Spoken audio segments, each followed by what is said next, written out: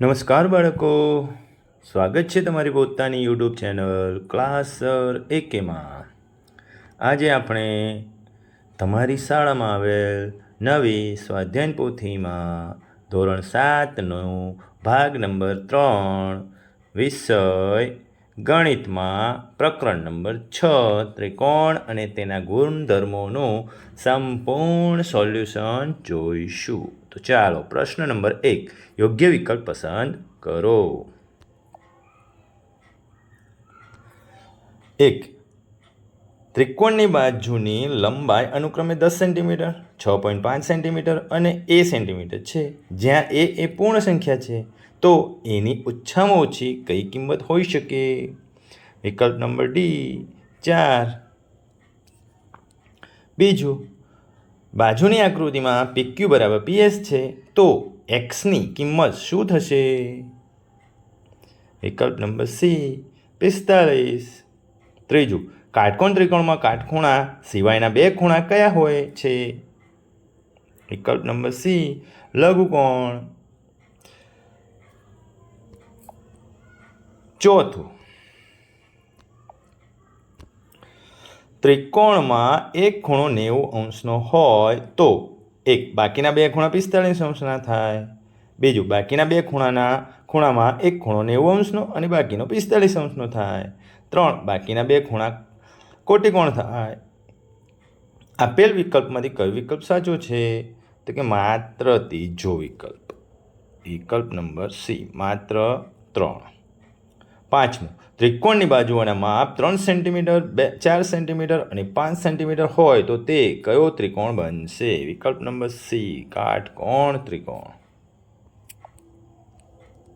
પ્રશ્ન નંબર 6, ત્રિકોણ PQRમાં વિકલ્પ number C PQ - QR PR થશે.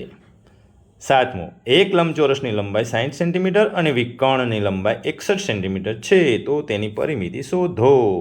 વિકલ્પ નંબર ડી, પરિમિતિ થાય 142 સેન્ટીમીટર. બાજુની આકૃતિમાં xની કિંમત કેટલી થશે? વિકલ્પ નંબર સી, xની કિંમત થાય 120. 9મું, સમદ્વિબાજુ ત્રિકોણનો એક ખૂણો 110 અંશ છે. બાકીના બે ખૂણાના દ્વિભાજકથી બનતો ખૂણો કેટલો થશે? વિકલ્પ નંબર ડી 145. 10મું, બાજુની આકૃતિમાં દર્શાવ્યા મુજબ ખૂણો x અને ખૂણો y ની કિંમત કેટલી થશે? વિકલ્પ નંબર ડી 70 અને 60. 11મું, નીચેની આકૃતિમાંથી કઈ આકૃતિનો ભેદ ત્રિકોણની બહાર હશે?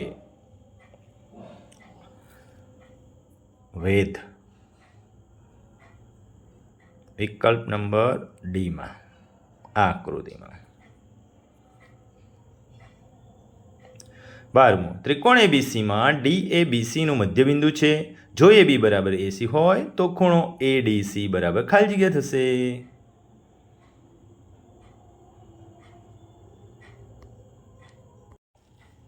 વિકલ્પ નંબર ડી 90 અંશ. 13મું, સમબાજુ ચતુષ્કોણના વિકર્ણોના માપ 12 સેન્ટીમીટર અને 16 સેન્ટીમીટર છે, તો તેની પરિમિતિ શું થાય? વિકલ્પ નંબર બી 90 સેન્ટીમીટર. પ્રશ્ન નંબર 2, ખાલી જગ્યા પૂરો. 14મું, ખાલી જગ્યા ત્રિકોણનો ભેદ હંમેશા ત્રિકોણની બહાર હોય છે. ગુરુકોણનો ભેદ. 15મું, કાટકોણ ત્રિકોણમાં સૌથી મોટી બાજુને ખાલી જગ્યા કહેવામાં આવે છે. કર્ણ. 16મું, સમબાજુ ત્રિકોણમાં મધ્યગાને ખાલી જગ્યા પણ કહે છે. વેધ. 17મું, સમદ્વિબાજુ ત્રિકોણમાં બે ખૂણા હંમેશા ખાલી જગ્યા હોય છે. સરખા. 18મું, જો ત્રિકોણમાં બે ખૂણાના માપનો સરવાળો ત્રીજા ખૂણા જેટલો હોય તો ત્રીજા ખૂણાનું માપ ખાલી જગ્યા હોય 90. 19, 72°C ખૂણાના પૂરક કોણનું માપ ખાલી જગ્યા થશે 108. 20મું,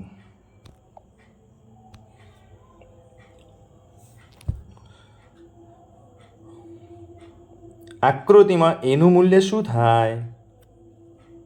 ગણતરી સાથે 70 + 30 + a બરાબર 180. તો a બરાબર 180માંથી 100 બાદ કરો તો a બરાબર કેટલા થશે? 80. એમાં આ બંને સામસામેના ખૂણા સરખા થશે. 70 70 થાય તો એનું માપ શોધવામાં સરળતા રહે. ઓકે, તો એનું માપ થશે 80. 21. બાજુની આકૃતિ મુજબ ખૂણો TPQ બરાબર ખૂણો ખાલી જગ્યા પ્લસ ખૂણો ખાલી જગ્યા.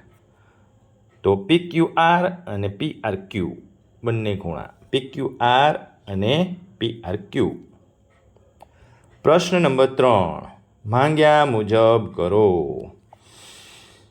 22. ત્રિકોણ XYZ માં ખૂણો Z એ કાટખૂણો છે અને ખૂણો Xનું માપ એ ખૂણા Yના માપથી 30° વધારે હોય તો ખૂણા Yનું માપ શોધો.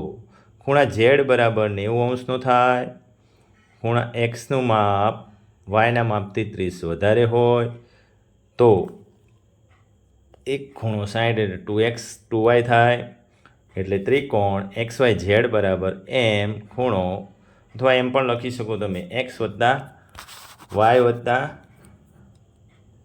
30 એમ પણ લખી શકાય.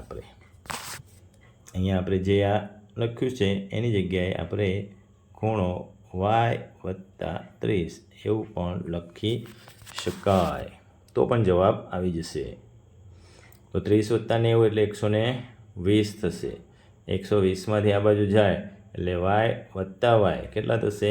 2y થશે. એટલે 2y એટલે નીચે 2 વડે ભાગાકાર થશે એટલે 120. 120 બાદ કરો એટલે કેટલા વધશે? અહીંયા 60 વધશે. પણ એવું કરવાની જરૂર નથી. આપણે જે ગણતરી બતાવી છે એ પ્રમાણે તમે ગણતરી કરી શકો છો. 23. જીયા પ્રથમ પૂર્વમાં 6 કિલોમીટર ચાલે છે. જીયા પ્રથમ પૂર્વમાં કેટલા કિલોમીટર ચાલે છે? આ બાજુ 6 કિલોમીટર ચાલે છે. પૂર્વથી ઉત્તર 8 કિલોમીટર ચાલે છે. તો આ કેટલા કિલોમીટર થશે? તો આપણે ગણતરી મારી શકીએ. જેમાં કાટકોણ ત્રિકોણ માટેનો પાયથાગોરસનો નિયમ લગાડીશું. કર્ણનો વર્ગ બરાબર એટલે કે એસીનો વર્ગ બરાબર ABનો વર્ગ વત્તા BCનો વર્ગ. એસી નથી આપ્યા, AC શોધવાના છે. AB કેટલા છે? 6. BC કેટલા છે? 8. 6નો વર્ગ વત્તા 8નો વર્ગ એટલે 36 + 64 તો કેટલા થશે? 100. 100નું વર્ગમૂળ કેટલું થશે? 10. તો AC બરાબર કેટલું મળશે? 10 સેન્ટીમીટર. 24મો ત્રિકોણ PQRમાં PQ બરાબર PR હોય તો ખૂણો Q અને ખૂણો R ના માપ શોધો. તો PQ બરાબર PR, માપ ખૂણો Q બરાબર માપ ખૂણો R, માપ ખૂણો P વત્તા માપ ખૂણો Q વત્તા માપ ખૂણો R બરાબર 180. તો 30° + x + x બરાબર 180. તો 2x બરાબર 180 - 30. 2x બરાબર 150. 150માં ભાગ્યા 2 કરો એટલે આપણે સરળતાથી આ રીતે આની ગણતરી કરી શકીએ. સાથે આપણે માપ ખૂણો Q બરાબર 75 અને માપ ખૂણો R બરાબર 75. 25મો દાખલો. બાજુની દર્શાવેલી આકૃતિ પરથી x અને yના માપ કેટલા હશે? તો જુઓ, આપણે અહીંયા xનો માપ શોધી નાખ્યું કે ત્રિકોણના ત્રણેય ખૂણાનો માપનો સરવાળો 180 બતાવ્યો. એમાં કિંમતો મૂકીને x બરાબર 75 લીધા. હવે રેખીય ખૂણાઓ છે x અને y બંને કેવા છે? રેખીય ખૂણાની જોડ છે C જોડે. તો બંને 180 થાય તો 180માંથી 45 બાદ કરો તો yની કિંમત પણ 135 મળે છે. 36મો નીચેની આકૃતિ પરથી ખૂણો PON અને ખૂણો NPO શોધો. તો તમને સરસ રીતે સરળ ભાષામાં સમજૂતી આપેલી છે. તો ખૂણો PON અને ખૂણો LOM બરાબર 90 થશે. બંને કાટકોણ થશે. તો PON બરાબર 90 હોય. કેમ કે અભિકોણ છે. તો કે માપ ખૂણો PON વત્તા માપ ખૂણો OPN વત્તા માપ ખૂણો ONP બરાબર 180. તો 90 વત્તા OPN બરાબર વત્તા 70 બરાબર 180. તો 180માંથી 160 બાદ કરો તો OPN કેટલું થશે? 20.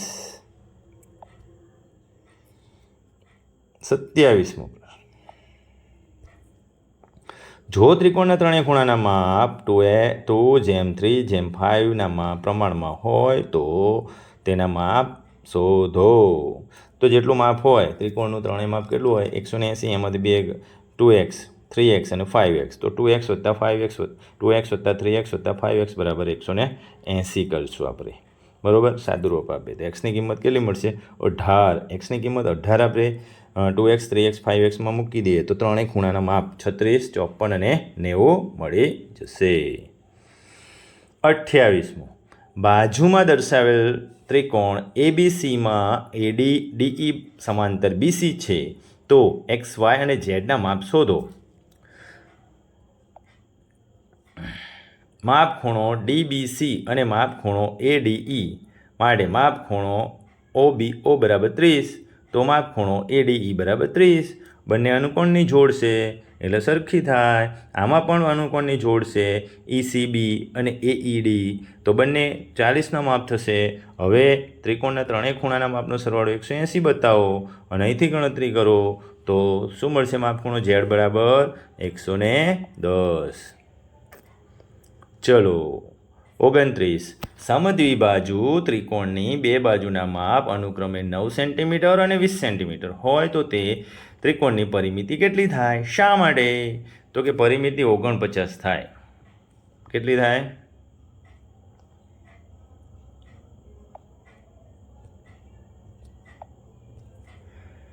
પરિમિતિ 49 થાય. કેમ? તો કે ત્રિકોણના બે બાજુના માપનો સરવાળો ત્રીજી બાજુના માપ કરતાં વધુ થાય.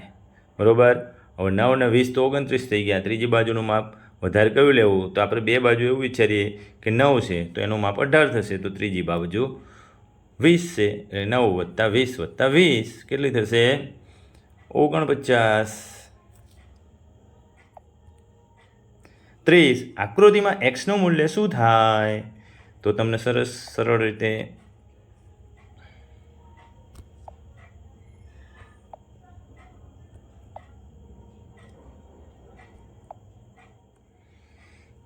ત્રણેય ખૂણાના માપનો સરવાળો આપી દીધેલો છે.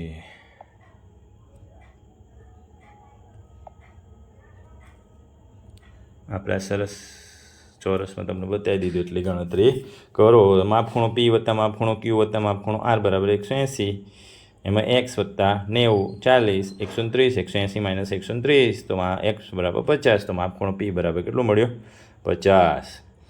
હવે 31મો. જમીન પરના બે થાંભલા. તો જમીન પર બે થાંભલા છે. આ એક થાંભલો છે અને આ બીજો થાંભલો છે. થાંભલાની ઊંચાઈ અનુક્રમે 10 મીટર છે. તો આપણે 10 મીટર લઈ લીધી. કેટલી લઈ લીધી? આ 10 મીટર ઊંચાઈ. હવે તેમની ટોચ વચ્ચેનું અંતર 13 છે. આ બંનેની અંતર કેટલું છે? 13 છે. સોરી, બંનેની ટોચ વચ્ચેનું અંતર કેટલું છે? આ 13 છે. એક 10 સેન્ટીમીટર અને એક 50 મીટર.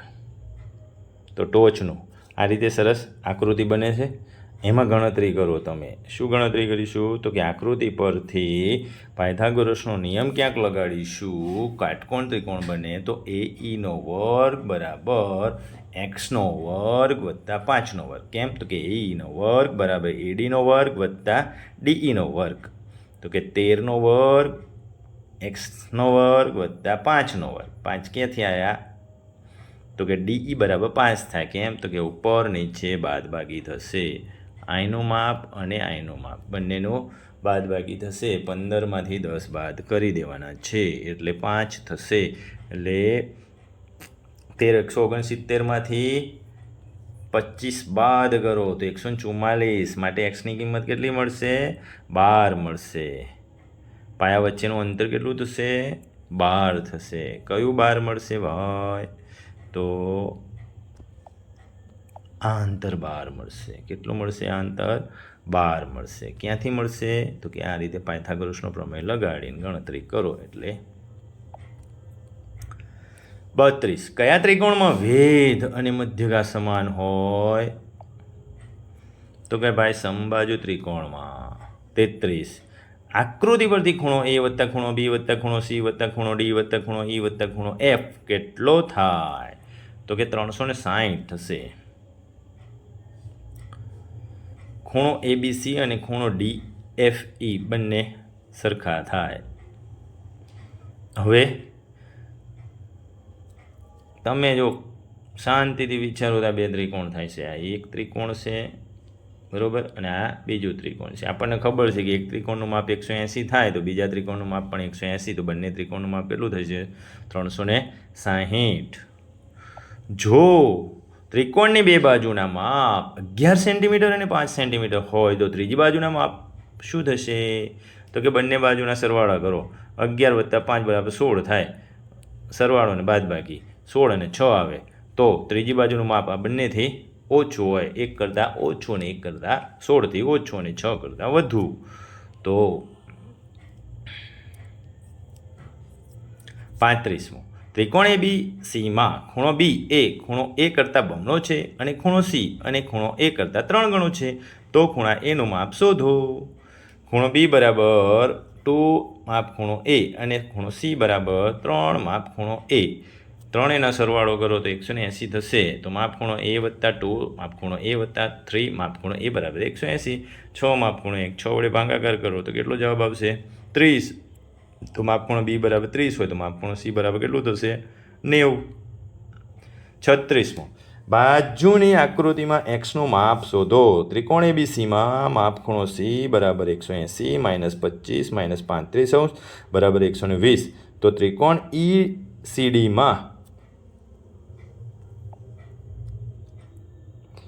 ખૂણો y બરાબર 180 - 120, તો ખૂણા yની કિંમત કેટલી મળી? 60. હવે અધ્યયન નિષ્પત્તિનું સર્વગ્રાહી મૂલ્યાંકન કરી નાખીએ આપણે. જોઈ ન કરતા પહેલાં બાળકો તમારી જાતે તમારો ટેસ્ટ લેજો અને પછી જવાબો જોજો. 1. યોગ્ય વિકલ્પ પસંદ કરો. પહેલું, ત્રિકોણ DEFમાં ખૂણો E બરાબર 90° હોય તો ખૂણો D અને ખૂણો F માટે શું કહી શકાય? તેઓ કોટિકોણ હોય. બીજું, ત્રિકોણ PQRમાં PQ બરાબર QR અને ખૂણો Q બરાબર 100° હોય તો ખૂણા Rનું માપ કેટલું થશે? તો કે એ વિકલ્પ A 40°. ત્રિકોણને કેટલા વેધ હોય છે? ત્રિકોણને કેટલા વેધ હોય છે? તો કે ત્રિકોણને 3 વેધ હોય છે. વિકલ્પ B. ચોથું, ત્રિકોણની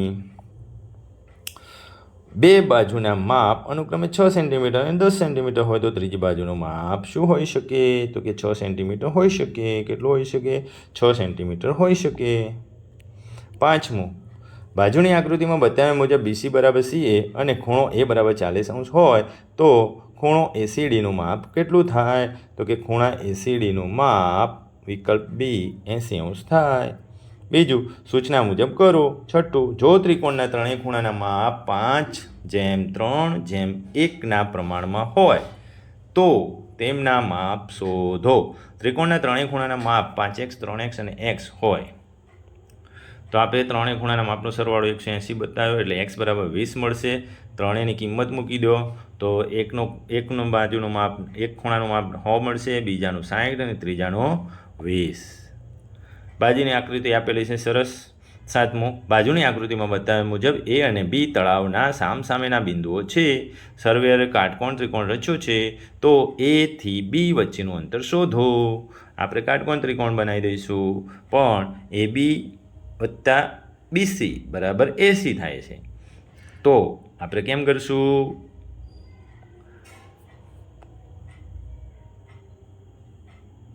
તોય ચલો, કર્ણની બાજુનું આ બાજુનું માપ મળશે. આ બાજુનું માપ કર્ણ એટલે કે એનો વર્ગ બરાબર આ બાજુનો વર્ગ એટલે 900. 900માંથી 1600 બંને ઉમેરી દો એટલે 2500. 2500નો વર્ગમૂળ 50 થાય.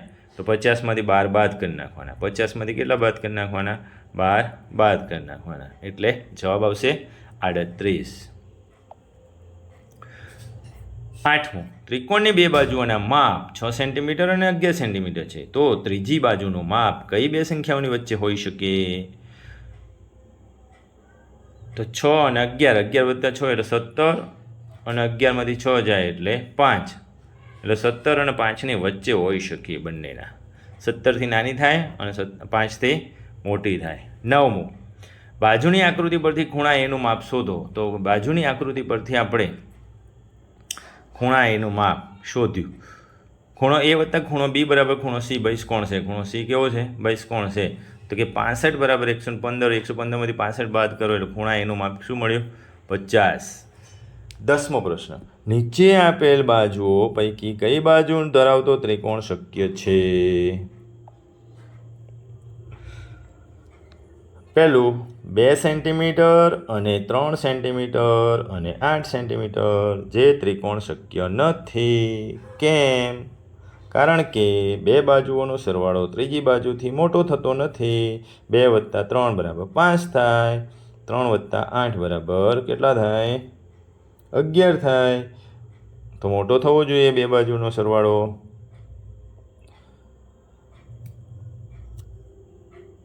બીજું અને ત્રીજું બંને કેવા છે? શક્ય છે, બંને ત્રિકોણ હોઈ શકે. ઓકે બાળકો, આવજો.